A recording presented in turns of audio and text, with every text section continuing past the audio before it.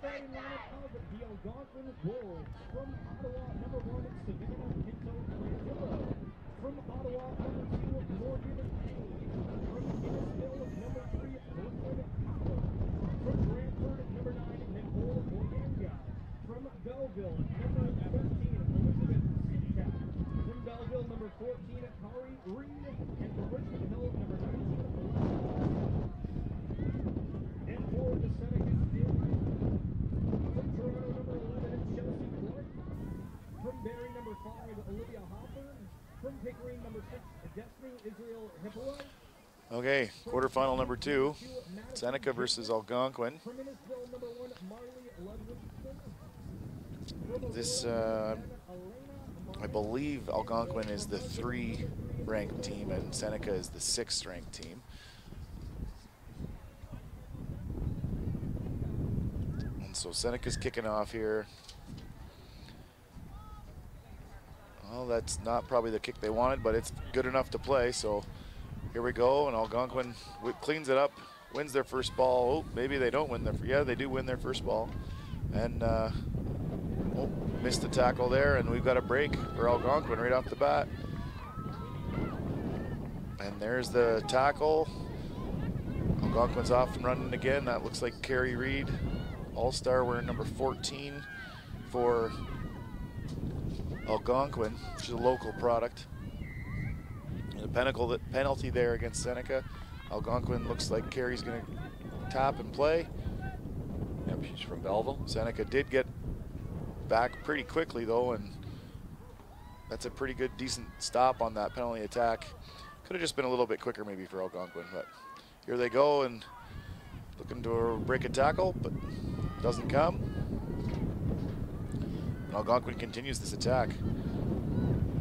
Good ball movement is right. I was just thinking that, and as we say it, we jinx them, and there's a knock on out of bounds. They got it smartly down the line to the wing.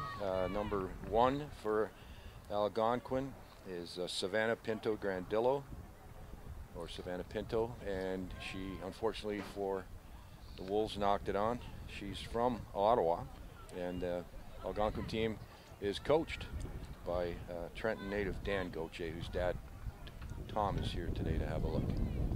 So that was knocked on into touch. So Seneca had a choice of a scrum or a line. They decided on the line, and then they lost their. So Algonquin wins the line out and into the attack, and a missed tackle, and now collecting about 3 defenders there. We'll see. There's space on this edge if Algonquin moves the ball, and they don't. And it looks like I think it's a knock-on. They're going to play on. Nope, there's the knock-on. Yep. So this time Seneca gets the scrum. We'll see if they can win their scrum and get their first chance to attack with the ball in hand. Yeah, they've had 0 possession. It's been some really good ball movement by Algonquin, but Seneca has held, and now they get the scrum. So let's, as you said, let's see what they can do with ball in hand. We haven't seen that yet from them today. Seneca has the ball. First chance to attack, and a couple little offloads. There's some nice movement. They've collected the people in, and here they go. They got a little run, little edge, see if they can win it. And that's a big run. That's number 6. I'm not sure. Cut in. Oh, no, she doesn't. We don't have numbers for Seneca, so we're not sure who this is. But that was an excellent run. Wow. To open the scoring after the first 2 minutes were dominated by Algonquin. Seneca's first chance to attack, and nice little interplay in the middle of the field. Opened up the whole left side. And then a big run. They only needed 1 possession. I was almost chiding her for not cutting in. And then I went, oh, she doesn't have to. She just used her terrific speed. I think she lulled a couple of those defenders to sleep, Kyle, because it didn't look at first like she was running that fast. And then all of a sudden she kicked it into high gear and was gone. A little give and take run movement there, yeah. And the kick is up and on target, it looks like, but just short.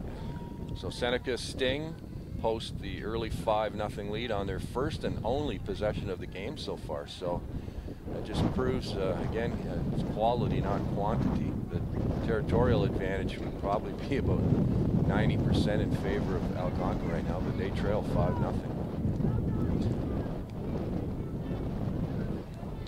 So I'm going to blame Coach Jeremy Carney on that one because we don't have numbers for Seneca, so that's got to be on them, so we can't announce actually the name of who's got that great run.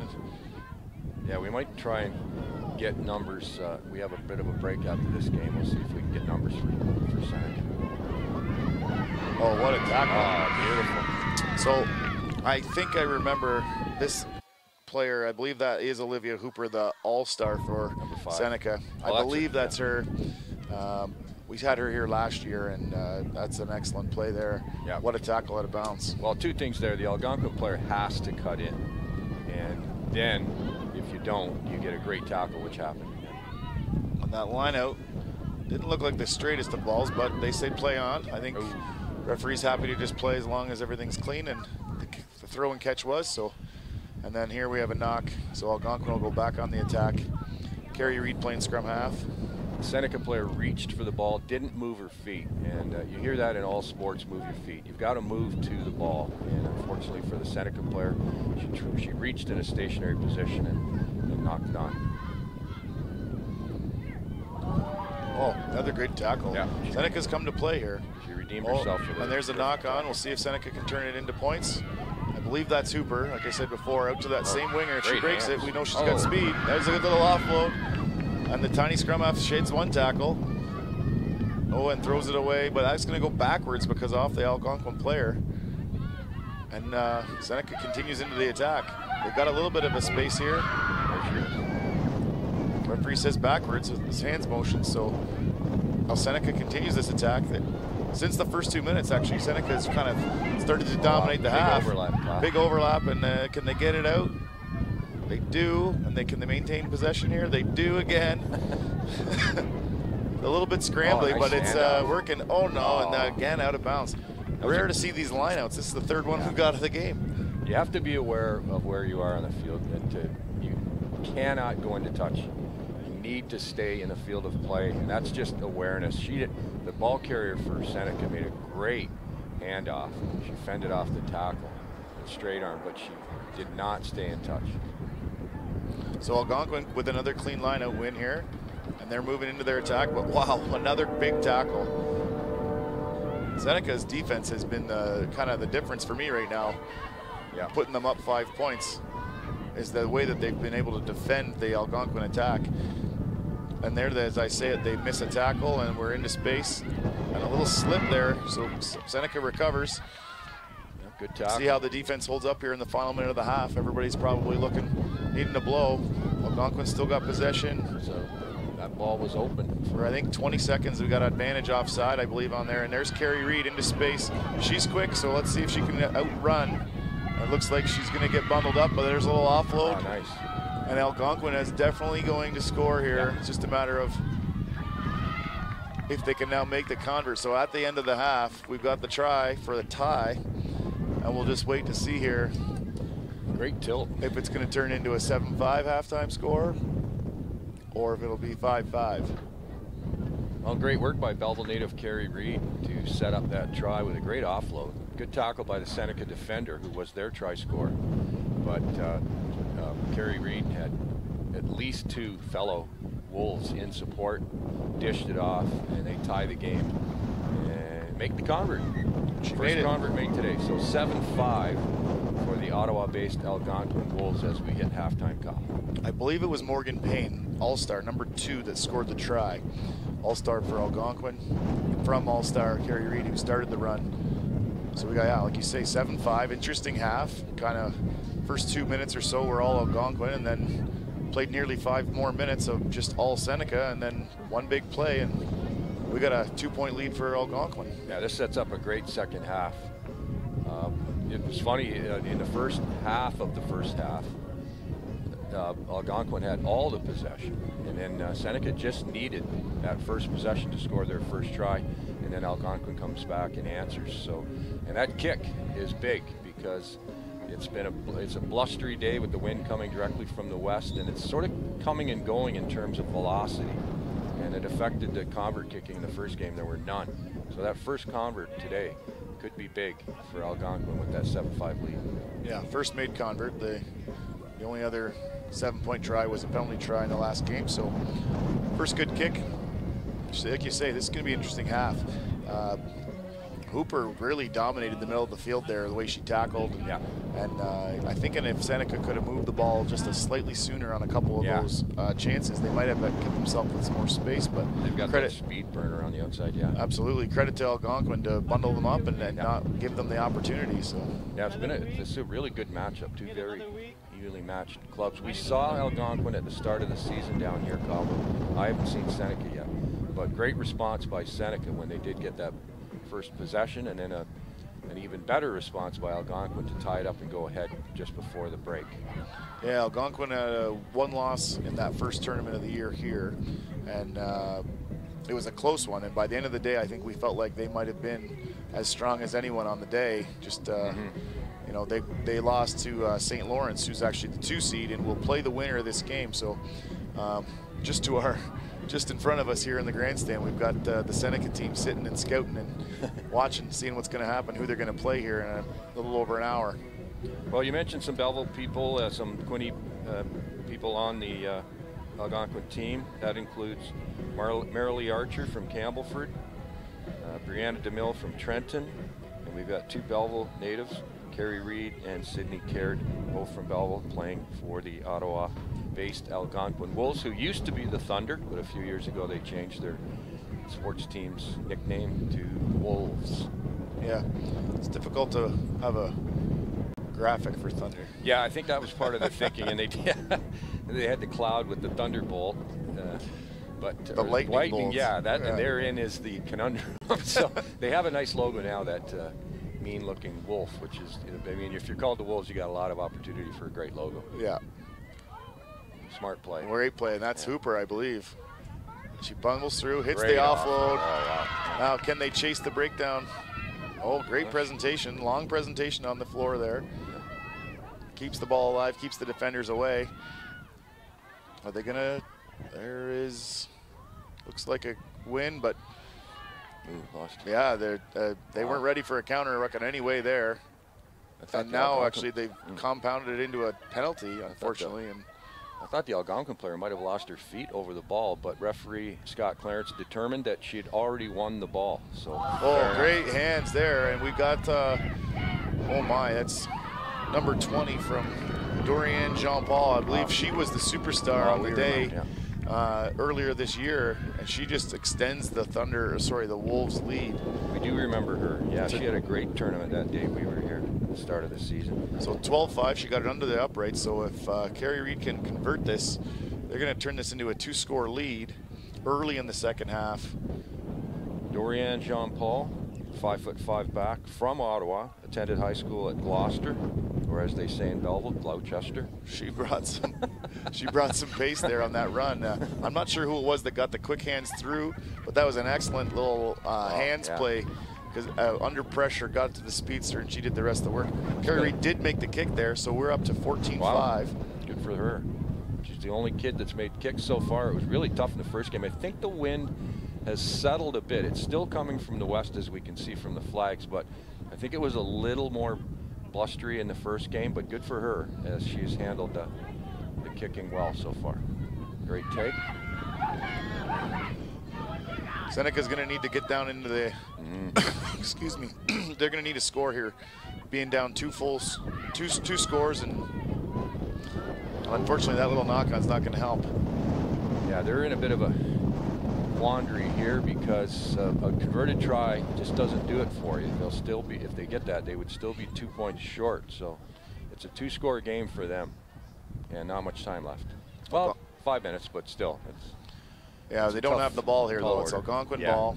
They're making a substitution. I don't think she realizes her bib's still on. There she goes. So Coach Dan Gauthier, as we mentioned, from Trenton, making a strategic change here as he nurses a 14-5 lead, Algonquin over Seneca. Carrie Reed with a little stiff arm there. Gets to the speedster, and I'm thinking this might be the third try here for Algonquin. Yeah, that's it. Is she going to get into the middle? Nope, but Dorianne Jean-Paul with her second try of the day. Well, as you said in the first game, once you get up, that third try in a sevens game, when the other team either has no points or, in this case, 5, that's a real tall order to come back and especially when you're playing as well as the Thunder are. Yeah, that was an excellent play there by Kerry Reed. Yeah, collected the ball at the back of the scrum, fended off the defender, and then made a really good pass, put the ball into space, let Jean-Paul, the speedster, do the work. She cut a nice ball, and then, you know, she just took it about 45 meters for the score. Okay, that's the Wolves. I want to get into that thing that we got in on day one of the season. We had 3 teams that had changed their names, and we had a heck of a time trying to remember what they were. And I think we ended up calling Sir Sanford Fleming, which is now the Phoenix. They used to be the Knights. Knights, yeah. We ended up calling them the Flood for a while. Yeah. Because there was the surge from St. Lawrence as well. Yeah, the water thing. That's too bad for Seneca. That's their all-star, who unfortunately had the uncharacteristic knock on.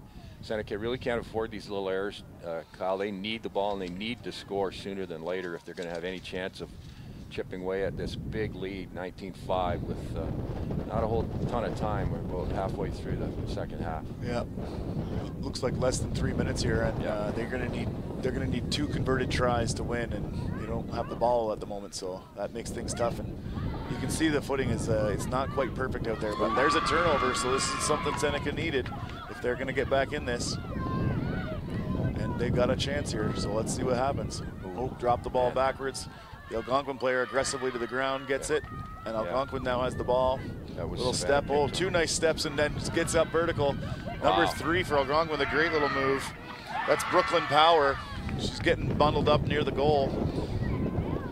But that was an excellent little move. Sure was. Powerful run by Power. Oh, look at you go.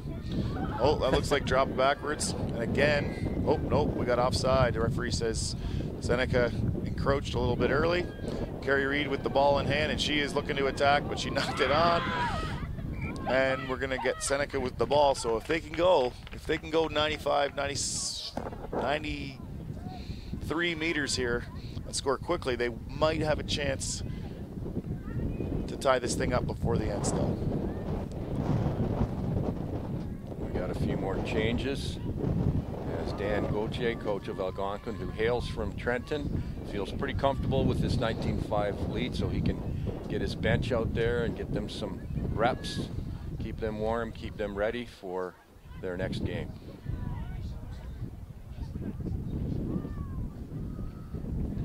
Oh, stolen scrum right to Kerry Reed. She's in. Opportunistic try by Kerry Reed from Belleville, Ontario. And great awareness. She went to Centennial Secondary School. Well, I'm not sure about that. Anyway. Yeah, she did go to Centennial. Yeah, sorry. And great awareness on the field, Kyle, and that's pretty much the ball game. Yeah, so impressive kind of start there for Seneca early. Got themselves a 5-0 lead, and then right at the half, Algonquin was able to, you know, not only narrow the lead, but take it. And then second half's been all Algonquin. It's like they got their footing under them, and the 24, yeah, you're right, 24-5, and that will be pretty much it. Can't be much time left. Yeah, Algonquin's going to kick off, and I would imagine by the time that happens, our next whistle's likely going to be the end of the game here. We're looking at, walking past us is Loyalist coach Ken Fitzgerald, looking properly happy after a win in their first game. Oh, great kick there by Kerry. Well taken by Hooper. Strong player, Hooper. Yeah, nice absolutely. offload. Yeah. And again, they get bundled into touch again, so this would be our 4th line out of the game, but the game ends 24-5. So we'll have Algonquin going on to play St. Lawrence Surge in semifinal number 2, and Seneca will play in the consolation final against Humber Hawks. So the day's shaping up nicely. 2 really good games. So yeah. All right, we'll see you in a bit.